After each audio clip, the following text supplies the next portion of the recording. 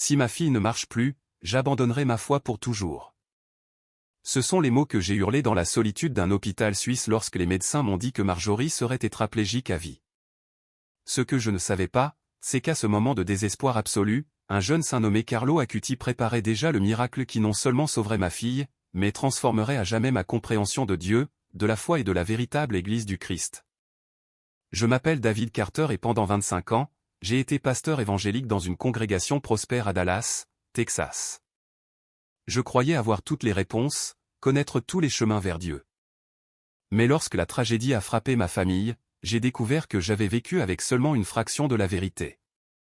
Aujourd'hui, les larmes aux yeux et le cœur rempli d'une gratitude infinie envers Saint Carlo Acuti, le saint patron de la jeunesse, je vais vous raconter comment un adolescent italien décédé il y a plus de 20 ans a non seulement sauvé la vie de ma fille, mais m'a ramené à la plénitude de la foi catholique que j'avais rejetée pendant des décennies.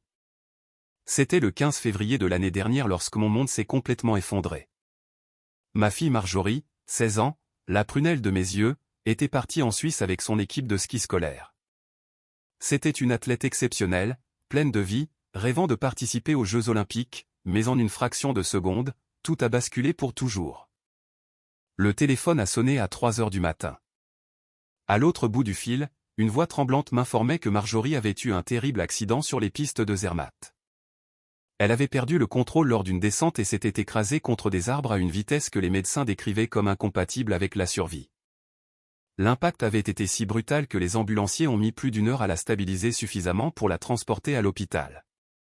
Ma femme Sarah et moi avons pris le premier vol pour Genève. Pendant ces heures interminables de voyage, j'ai prié comme je n'avais jamais prié de ma vie. J'ai récité tous les versets que je connaissais. J'ai supplié Dieu de toutes les fibres de mon être. Mais quelque chose en moi se sentait vide, comme si mes mots se perdaient dans l'air sans atteindre nulle part. Lorsque nous sommes arrivés à l'hôpital, l'image que nous avons trouvée nous a complètement dévastés. Ma petite Marjorie était connectée à de multiples machines, sa tête bandée, des tubes entrant et sortant de son corps fragile. Les médecins nous ont expliqué avec une froideur clinique qu'elle avait subi une fracture complète des vertèbres C4 et C5. Les mots qui ont suivi, je les garderai en mémoire jusqu'au jour de ma mort. Si votre fille survit, il y a 90% de chances qu'elle reste complètement tétraplégique. Elle ne pourra rien bouger du cou vers le bas. Le monde s'est arrêté.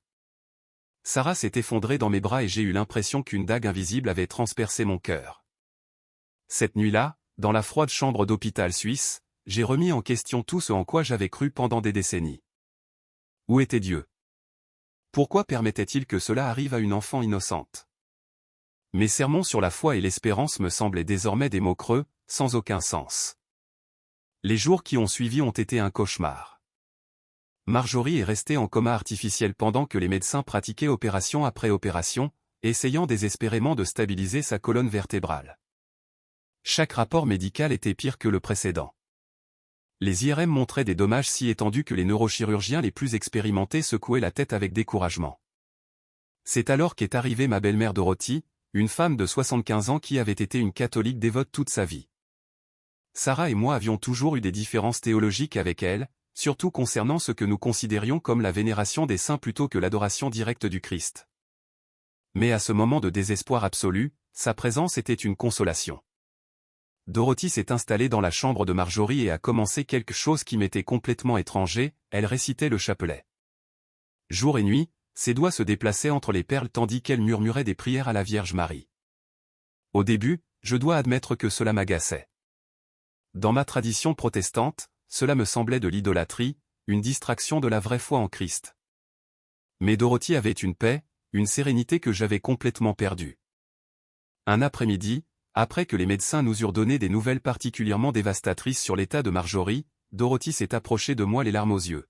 « David » m'a-t-elle dit d'une voix douce mais ferme, « je sais que nos croyances sont différentes, mais je veux te parler de quelqu'un qui peut aider notre petite Marjorie. Je veux te parler de Carlo Acuti. » Initialement, ma réaction fut de résistance. « Dorothy, sais-tu que je ne crois pas à l'intercession des saints ?» Lui ai-je répondu. Seul le Christ est notre médiateur auprès de Dieu. Mais elle a souri avec une sagesse que seules les années et la souffrance vécue confèrent. Cher gendre, m'a-t-elle dit, Carlo Acuti ne remplace pas le Christ. Il nous mène directement à lui. Il n'était qu'un enfant quand il est mort, plus jeune que notre Marjorie. Mais son amour pour Jésus dans l'Eucharistie était si pur, si intense, que l'Église l'a reconnu bienheureux. Les miracles qui se sont produits par son intercession ont été documentés, enquêtés, vérifiés par des médecins et des scientifiques. Pendant l'heure qui a suivi, Dorothy m'a raconté l'histoire la plus extraordinaire que j'ai entendue depuis des années. Carlo Acuti était né à Londres en 1991 de parents italiens. Dès son plus jeune âge, il a montré une dévotion extraordinaire envers l'Eucharistie, disant que c'était son « autoroute du ciel ».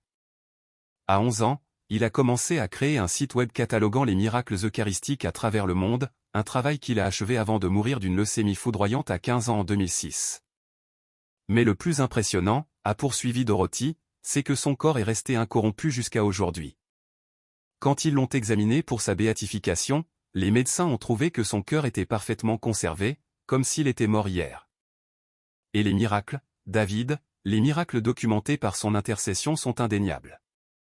Elle m'a parlé de Matteo, un enfant brésilien né avec une malformation du pancréas qui l'empêchait de digérer les aliments. Les médecins avaient perdu tout espoir. Lorsque sa mère a commencé à prier Carlo Acuti après avoir touché une relique du bienheureux, Matteo a été complètement guéri. Le cas a été minutieusement enquêté par le Vatican et officiellement reconnu comme un miracle. Dorothy, lui ai-je dit, luttant contre des décennies de formation théologique, je comprends ta foi, mais je ne peux pas simplement changer tout ce que j'ai cru et enseigné pendant 25 ans. Elle m'a pris les mains avec une tendresse maternelle. Je ne te demande pas de changer quoi que ce soit, David. Je te demande seulement de lui ouvrir ton cœur.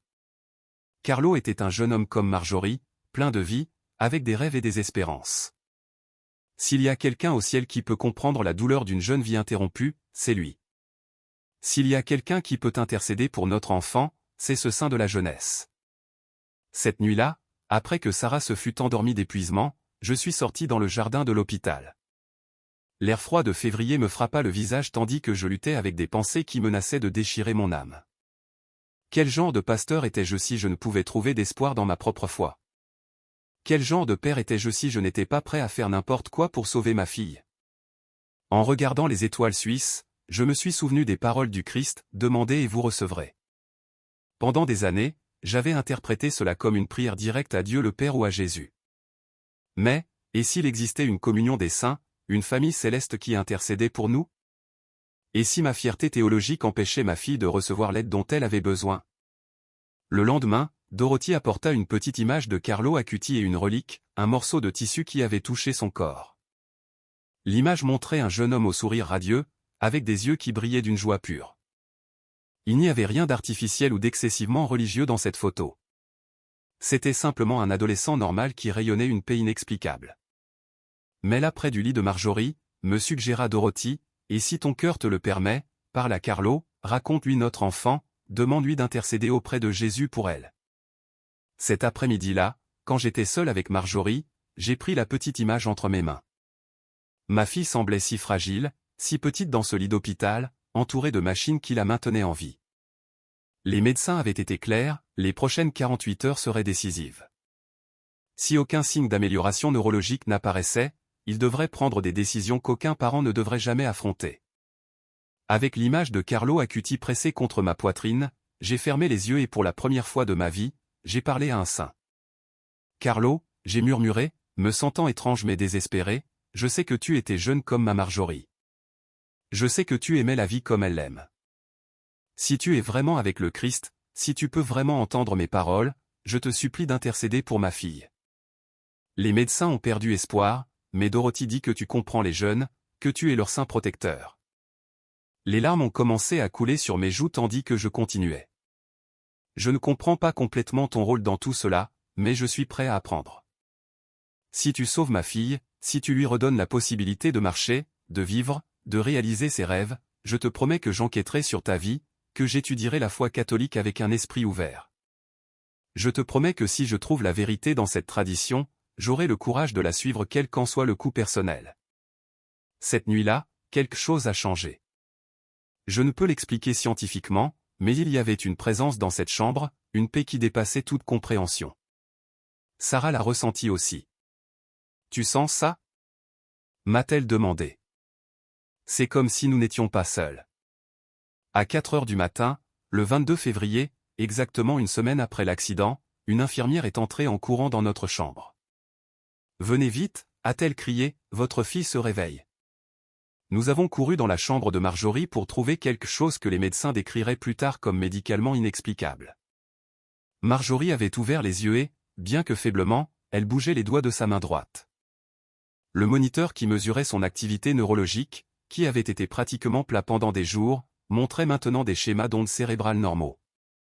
Le docteur Hernandez, le neurochirurgien en chef, est arrivé quelques minutes plus tard. Il a examiné Marjorie avec une expression d'étonnement total. « Je ne comprends pas ce que je vois », a-t-il murmuré en examinant les dernières IRM. Selon ses études d'hier, votre fille ne devrait absolument rien pouvoir bouger. L'inflammation de sa moelle épinière était si grave qu'elle avait complètement coupé toutes les connexions nerveuses. Il a demandé de nouvelles études immédiatement. Lorsque les résultats sont arrivés, 3 heures plus tard, toute l'équipe médicale s'est réunie dans la chambre avec des expressions d'incrédulité totale. L'inflammation avait presque complètement disparu. Les vertèbres fracturées montraient des signes de guérison qui prendraient normalement des mois pour se développer. Plus inexplicable encore, la moelle épinière, qui avait été sévèrement comprimée et endommagée, montrait maintenant une continuité neurologique normale. En 30 ans de pratique neurologique, a déclaré le docteur Hernandez, je n'ai jamais vu un rétablissement comme celui-ci. Médicalement parlant, ce qui arrive à votre fille est impossible. Les tissus nerveux ne se régénèrent tout simplement pas de cette manière, surtout pas en quelques heures. Au cours des 5 jours suivants, nous avons été témoins de ce qui ne peut être décrit que comme un miracle progressif. Marjorie a retrouvé le mouvement complet de ses 2 bras, puis la sensibilité dans son torse et enfin, à l'étonnement absolu de toute l'équipe médicale, elle a commencé à bouger les jambes. Les études neurologiques montraient un rétablissement qui défiait toutes les lois connues de la médecine. Une semaine après s'être réveillée, Marjorie s'est assise sur son lit pour la première fois. 2 semaines plus tard, elle a fait ses premiers pas hésitants avec l'aide d'un déambulateur. 1 mois plus tard, elle marchait normalement dans les couloirs de l'hôpital. Les médecins n'avaient aucune explication. Les études montraient que sa colonne vertébrale s'était guérie d'une manière qui, selon tous les livres de médecine, était absolument impossible. Le docteur Hernandez, un homme de science pragmatique et sceptique, m'a appelé avant notre sortie. « Monsieur Carter », m'a-t-il dit, « j'ai minutieusement documenté tout ce cas, j'ai consulté des collègues du monde entier, j'ai examiné toute la littérature médicale disponible. Ce qui est arrivé à votre fille n'a pas de précédent dans la médecine moderne. Si vous étiez un homme religieux, je dirais que vous avez été témoin d'un miracle. » Docteur, lui ai-je répondu, je suis un homme religieux et nous avons définitivement été témoins d'un miracle. Pendant nos dernières nuits en Suisse, j'ai passé des heures à enquêter sur la vie de Carlo Acuti. Dorothy avait apporté plusieurs livres sur le jeune bienheureux et je me suis plongé dans son histoire avec une fascination croissante. J'ai découvert que Carlo n'était pas seulement un adolescent dévot, mais un jeune génie de la technologie qui avait utilisé ses compétences pour glorifier Dieu de manières innovantes. Son site web sur les miracles eucharistiques était un chef-d'œuvre de recherche et de conception. Il avait voyagé dans le monde entier, documentant des cas où l'hostie consacrée avait montré des propriétés surnaturelles, sang, tissu cardiaque humain, des transformations qui défiaient toute explication scientifique. Mais ce qui m'a le plus impressionné, c'est la pureté de sa motivation. Il ne cherchait ni la célébrité ni la reconnaissance, il voulait simplement que le monde entier connaisse l'amour du Christ présent dans l'Eucharistie. J'ai lu sur sa mort prématurée par leucémie foudroyante. À 15 ans, Carlo avait affronté la maladie avec une sérénité et une foi qui avaient impressionné tous ceux qui l'entouraient. Ses dernières paroles avaient concerné son désir d'être toujours près du tabernacle, près de Jésus sacramentel. Mais le plus extraordinaire, c'est que même sur son lit de mort, Carlo avait prophétisé qu'il continuerait à aider les gens depuis le ciel, surtout les jeunes qui souffriraient. Pendant ces derniers jours, il avait dit à sa mère, « Je mourrai heureux parce que j'ai vécu ma vie sans gaspiller une minute en des choses qui ne plaisent pas à Dieu. » Ces mots ont résonné profondément dans mon cœur de pasteur car ils m'ont fait réfléchir sur le nombre de minutes de ma propre vie que j'avais gaspillées dans la fierté confessionnelle et les controverses théologiques inutiles. Mais ce qui a vraiment touché mon cœur, c'est de découvrir que Carlo avait prié spécifiquement pour les jeunes malades et avait demandé à Dieu que s'ils devaient mourir jeunes, il puisse intercéder depuis le ciel pour d'autres jeunes qui souffriraient de maladies ou de tragédies. C'était comme s'il avait su que sa mission continuerait après la mort, comme si Dieu lui avait révélé que son véritable ministère commencerait dans la gloire céleste. La mère de Carlo, Antonia Salzano, avait écrit que dans ses derniers moments conscients, son fils avait murmuré « Je meurs heureux parce que j'ai passé ma vie à rapprocher les gens de Jésus ».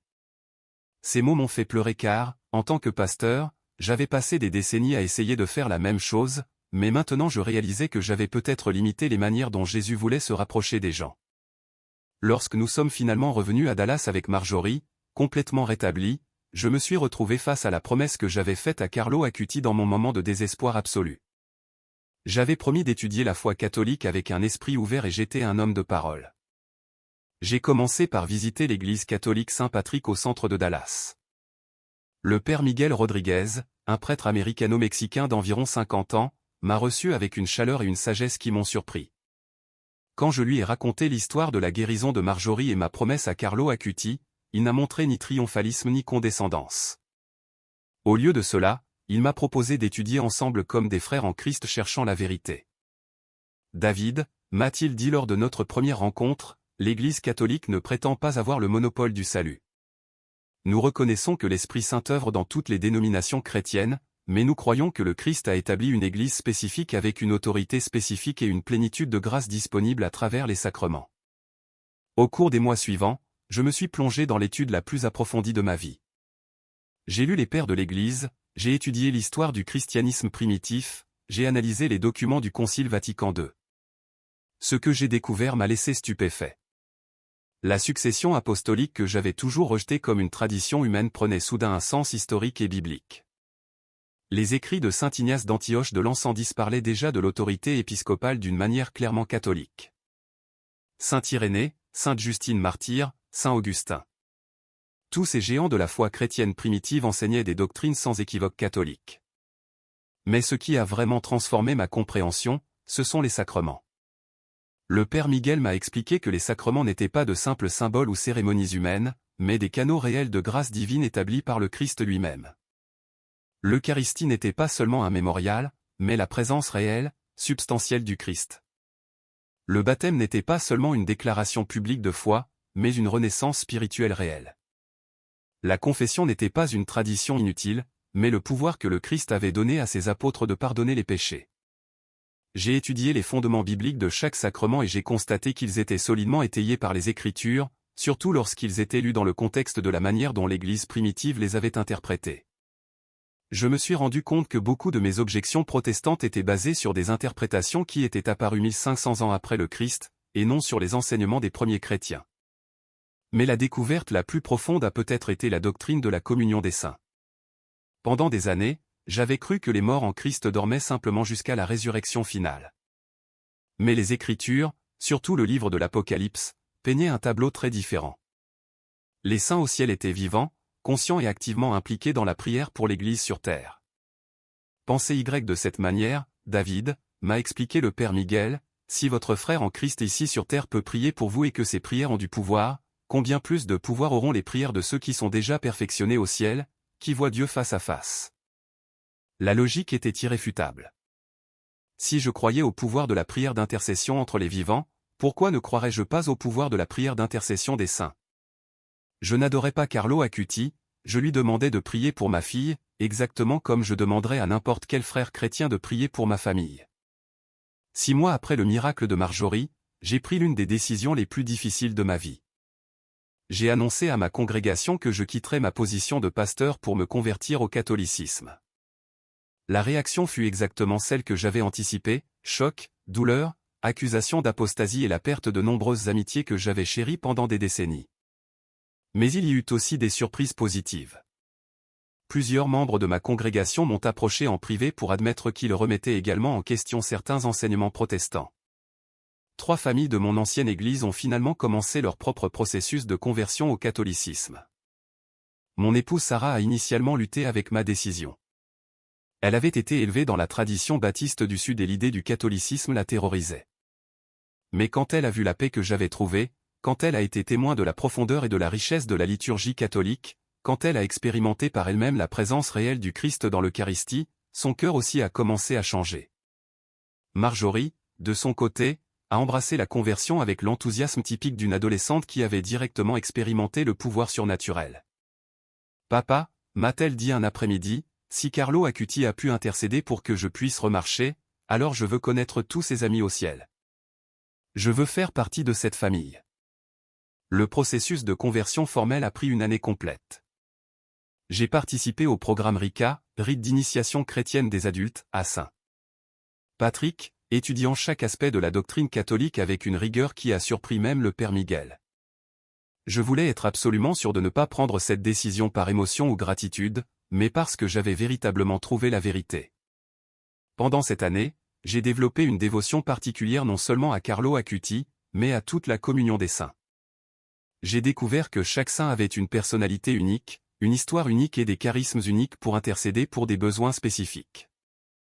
Sainte Thérèse de Lisieux pour les cas impossibles, Saint Joseph pour les problèmes familiaux, Sainte Thérèse d'Avila pour la vie mystique.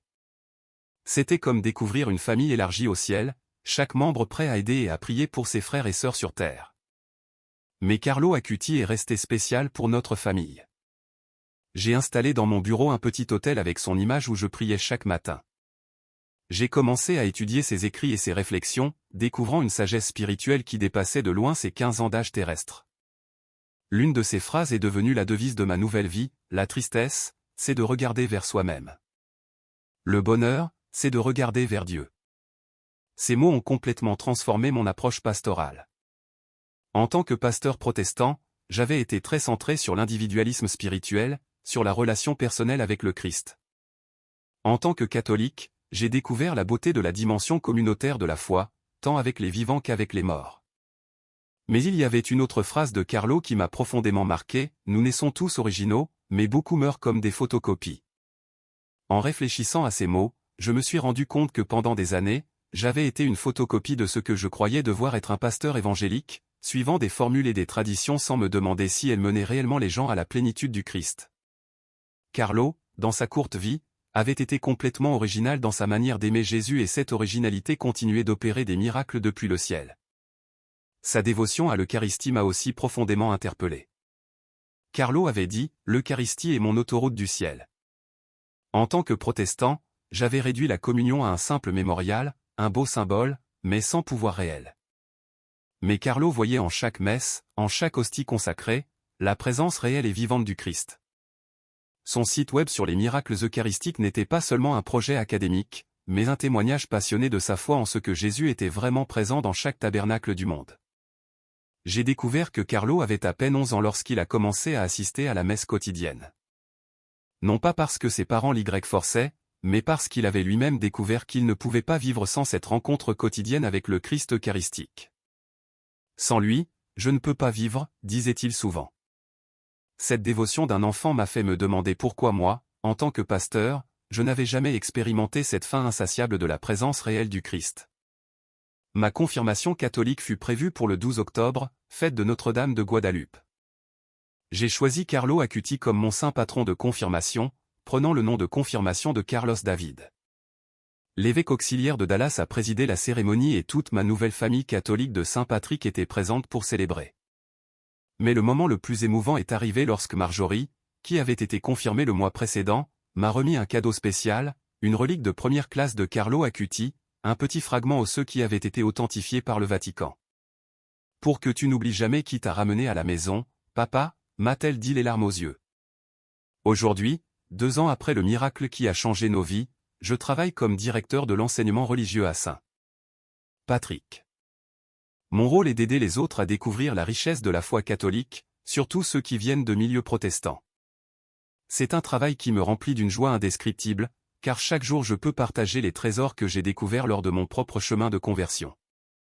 Marjorie est maintenant en dernière année de lycée, complètement saine, concourant à nouveau au ski et prévoyant d'étudier la médecine à l'université. Elle veut se spécialiser en neurologie, inspirée par les médecins qui l'ont traitée en Suisse et motivée par le désir d'aider d'autres jeunes confrontés à des blessures similaires. Elle garde une dévotion spéciale à Carlo Acuti et parle ouvertement du miracle qu'elle a reçu par son intercession. Sarah a achevé sa propre conversion 6 mois après moi et dirige maintenant le ministère des jeunes femmes dans notre paroisse. Son témoignage sur la façon dont la Vierge Marie l'a consolée pendant les jours les plus sombres de l'accident de Marjorie a inspiré des dizaines de femmes dans notre communauté. Dorothy, ma chère belle-mère, qui m'a présenté Carlo Acuti, a vécu pour voir toute notre famille unie dans la foi catholique. Elle est décédée l'année dernière, exactement le jour de la fête de Carlo Acuti, le 12 octobre. Ses dernières paroles furent « Remerciez Saint Carlo de ma part. Il a gardé notre famille unie. » Je reçois régulièrement des messages d'autres parents qui ont entendu parler du miracle de Marjorie et qui traversent des crises similaires avec leurs propres enfants. Chaque fois que je le peux, je les encourage à ouvrir leur cœur à l'intercession de Carlo Acuti. Jusqu'à présent, j'ai documenté 12 autres cas de guérisons inexplicables qui se sont produites après que des familles désespérées aient prié par l'intercession du jeune bienheureux. Le cas médical de Marjorie a été étudié dans 3 universités différentes et les résultats ont été publiés dans 2 revues médicales prestigieuses. Les médecins ne peuvent toujours pas expliquer scientifiquement ce qui s'est passé, mais tous reconnaissent que c'était quelque chose d'extraordinaire, quelque chose qui défie les lois connues de la médecine et de la biologie. Récemment, j'ai été en contact avec le postulateur de la cause de canonisation de Carlo Acuti à Rome. Je lui ai envoyé toute la documentation médicale du cas de Marjorie, y compris les témoignages des médecins suisses et les études comparatives montrant l'avant et l'après de son état neurologique. Il est possible que ce cas puisse contribuer au second miracle nécessaire à la canonisation de Carlo. L'idée que le miracle qui a sauvé ma fille puisse aider à ce que Carlo Acuti soit officiellement déclaré saint me remplit d'une émotion indescriptible. Ce serait le cercle parfait, Carlo a intercédé pour Marjorie, et maintenant Marjorie pourrait aider à ce que Carlo soit reconnu comme saint pour toute l'Église universelle. Chaque jour, quand je vois ma fille marcher, courir, rire, vivre sa vie comme n'importe quelle adolescente normale, mon cœur déborde de gratitude envers ce jeune Italien décédé trop tôt, mais qui vit pour toujours dans la gloire de Dieu. Carlo Acuti n'a pas seulement sauvé la vie de ma fille, il m'a sauvé d'une vie de fierté théologique qui m'avait fermé aux richesses spirituelles que Dieu avait mises à la portée de tous ses enfants. Mon message à toute personne qui écoute ce témoignage est simple mais profond, gardez vos cœurs ouverts aux voies mystérieuses par lesquelles Dieu agit dans le monde. Il n'est pas limité par nos dénominations, nos traditions ou nos compréhensions théologiques. Son amour est plus grand que nos divisions. Sa grâce est plus abondante que nos limitations. Si vous traversez une crise impossible, si vous avez perdu tout espoir, si les médecins ont prononcé des mots qui déchirent l'âme, ne vous découragez pas. Il y a une communion des saints au ciel qui attendent d'intercéder pour vous. Il y a des jeunes comme Carlo Acuti qui comprennent la souffrance, qui connaissent la douleur et qui ont le pouvoir de porter nos supplications directement au trône de la grâce. À mes frères protestants qui pourraient écouter, je ne vous demande pas d'abandonner votre foi en Christ. Je vous demande de considérer que peut-être, seulement peut-être, le Christ a établi une Église avec plus de richesses spirituelles que nous l'avions imaginé. Je vous demande de considérer que l'intercession des saints ne rivalise pas avec le Christ, mais qu'elle nous mène plus directement à lui.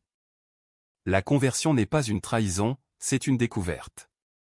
Ce n'est pas abandonner la vérité, c'est trouver la plénitude de la vérité. Ce n'est pas rejeter le Christ, c'est embrasser tout ce que le Christ a voulu nous donner à travers son Église. Et à mes frères catholiques, je vous demande de ne jamais tenir pour acquis les trésors que vous avez. L'Eucharistie que vous recevez chaque dimanche est le même Christ qui a guéri les paralytiques et a ramené les morts à la vie. Les saints que vous vénérez ne sont pas des figures historiques distantes, mais des frères et sœurs vivants qui intercèdent activement pour vous. L'Église à laquelle vous appartenez n'est pas une institution humaine, mais le corps mystique du Christ, établi par lui-même pour apporter le salut au monde. Aujourd'hui, tandis que je conclus ce témoignage, mon cœur déborde de gratitude.